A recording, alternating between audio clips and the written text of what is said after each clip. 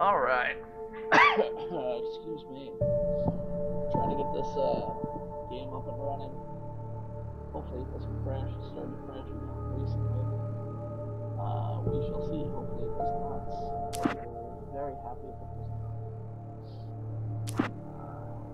Sure, some stuff is taken care of.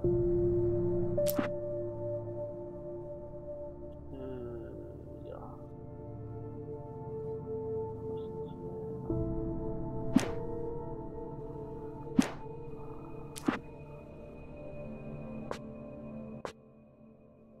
Oh yeah, I have that up for game music, that's right, speech. Alright, we're good.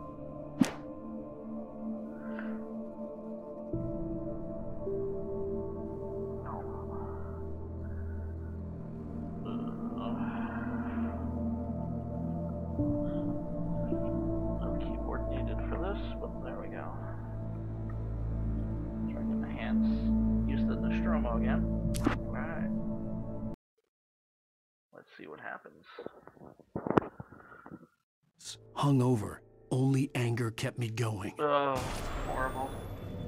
I can't tell reality from dream anymore, but it seems I have an imaginary editor to help me. She's an old woman in a funeral dress. I call her Barbara Jagger. She's very strict. I'm writing faster and faster. My manuscript is being heavily revised. The edits are getting very aggressive, and each day there's less of me and more of her. I hate it, but I know she's right. Huh. She promises me I can save Alice this way. She knows more of this than I do. About the complex incantation I'm attempting. About this place. She's worked with another writer under similar circumstances, Thomas Zane. The genre of the story seems to be shifting. It's turning into a horror story. I'm getting close. I can feel it. Yeah, you get the sound effect before the damn shit even goes out. Alright. That's how you can tell you're lagging like a bitch. Especially since I know it's not me. Perhaps it's just being a cunt right now. Rose took a day from me. I had less than 12 hours left to meet the kidnapper. All I could do was get Barry into the car, work something out once I got on the road. Welcome to the Oh Dear Diner. What can I get you today? Coffee? I couldn't work up much hate for Rose. Something had used her to get to me and left its mark. First refill is free. Milk and sugar on the counter there. Would you like to hear today's specials? Thank you. A nice Shut day. up, bitch. Come back soon. Barry was out of it. Damn. He was way too heavy to carry. Snoring prick. You're right. I deserve more money. I'm so handsome. You're so fat too. Alright, let's not forget that point. Alright, so I'll just go on without him. My gun and flashlight were gone. I'd have to find a way to get Barry into the car as quickly as possible. There was no time to waste. Sure there was, because we're gonna listen to some... Mr. Randolph liked Rose. That little smile she had. How she was still sweet when life had tried so hard to make her bitter. It wasn't any of his business what she did in her trailer. But those strangers, the writer and his smart-ass sidekick, looked like trouble. And they'd been in there for hours, way past her normal bedtime. He reached for the phone and called the sheriff's station. Interesting. For decades, the darkness that wore Barbara Jagger's skin slept fitfully in the dark place that was its home and prison. It was hungry and in pain. It dreamed of its nights of glory when the poet's writing had called it from the depths and given it a brief, terrible taste of power and freedom. The rock stars had stirred it from the deep sleep the poet had sunk it back to in the end.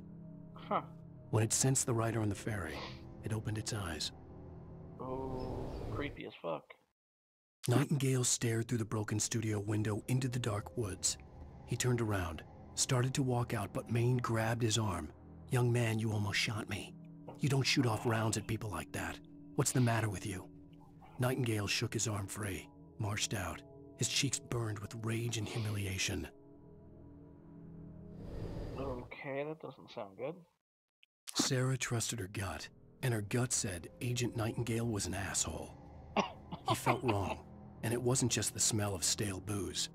It was in the way he flashed his badge, pulled rank, the look in his eyes when he wanted answers. Where was Alan Wake?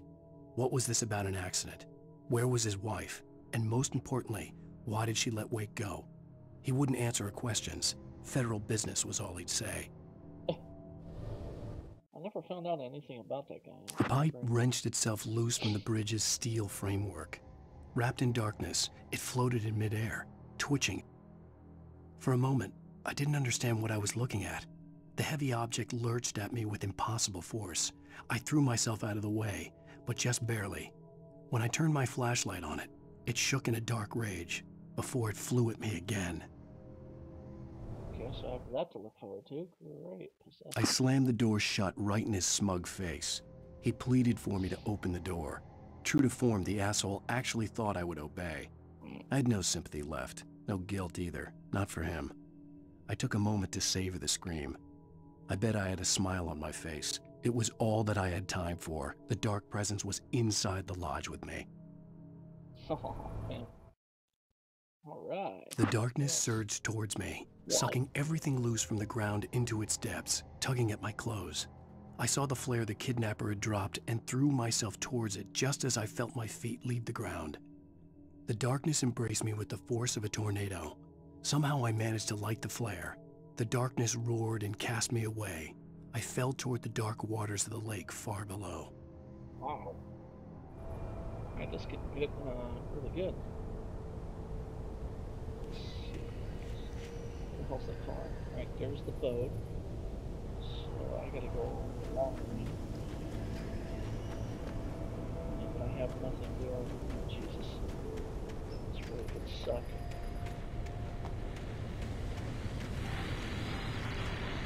I just stepped outside to catch a breath of fresh air. Let me tell you, the weather's getting heavy. Nights like this make me especially glad I'm here talking to you and not home in bed. Once the weather takes a turn like this, I can't sleep at all. It's all tangled bed sheets and dark thoughts, punctuated by the occasional plunge into nightmare. Is it just me? Well, perhaps it is. But I hope I can make the night a little bit easier to get through. Caller, you're on KBF FM. Hey, Pat, it's Walt Snyder. What's on your mind, Walt? Well, I ain't the way you are, but, well, I can't sleep either, you know? I just been staring out the window here, trying to make sense of it all, but, I ain't been drinking either, you know? I just... Well, you sound like a man with a problem, Walt. Yeah, I had a, you know, argument with Danny. You know, Danny, and, then I get in trouble with the law. You know, well... I heard something like that, Walt. Yeah, well, you know, he's best friend, my best friend, and, they let me on bail today. And, something in the air tonight, huh? you know, waiting. Whoa. There we go. Hey.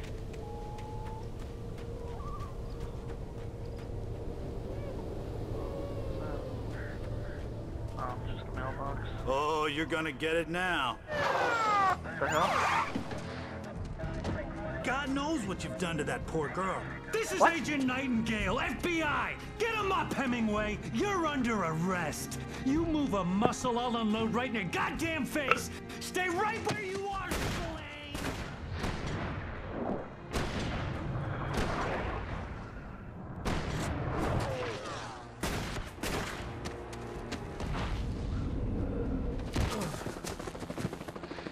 What are? I'm standing right here, you goddamn maniac!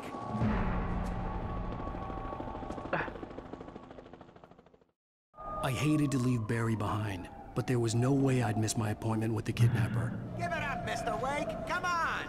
Make it easy on him. Fuck you, lick my balls. I have no idea where the hell I'm supposed to go. I guess I'll follow this. Come on. Rest. Alright, breathe. Come on, dude. Jesus Christ, you're more out of shape than I am.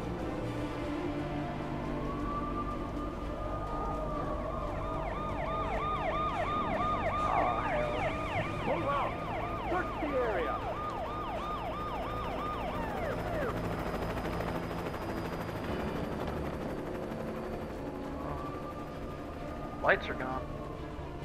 Oh, there he is. There he is! Shit. There he goes! Oh! Keep your eyes peeled. He's gonna try to make it through What here. kind of shit is that? Oh, Oh, damn. fucking Christ. The flare? Flare now! Oh! On the way. Stop shooting me, you cunts. Are you kidding me?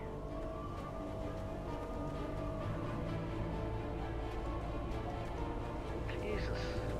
God damn it! Where did he go? He slipped away. Keep an eye out.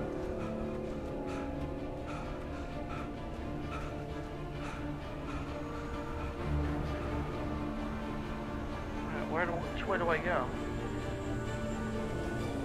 Fuck it. Get up there.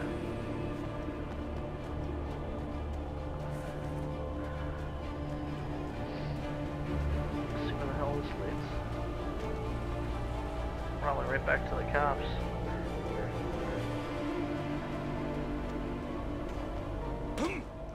He's gone. Come on, guys. We need to head him off.